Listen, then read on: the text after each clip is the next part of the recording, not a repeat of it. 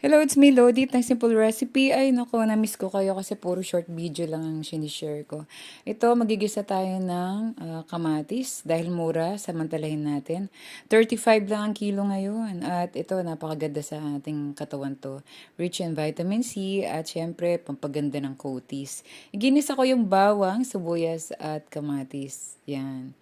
At pagkatapos, i-smash lang natin yung kamatis. And then, magbabati tayo ng isang itlog. At pagkatapos ay lalagyan natin siya ng water. Yung tipong magiging malabnaw yung ano niya, yung itsura ng itlog. Yan. Depende na lang kung gaano kadami. Basta ang magiging niya, itsura ay yung malabnaw na ganyan.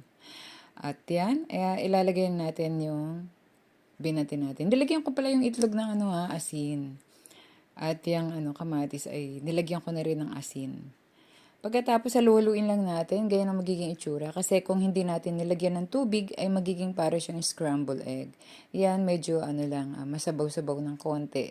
Yan ang magiging sausawan natin. Kasi kanina, nag-fried na ako ng tilapia. Yan lang yung kapartner niya.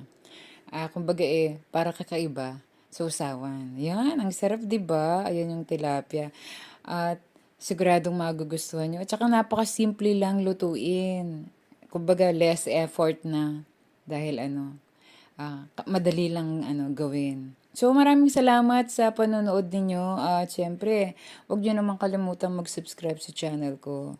At syempre, ingat tayong lagi at God bless everyone.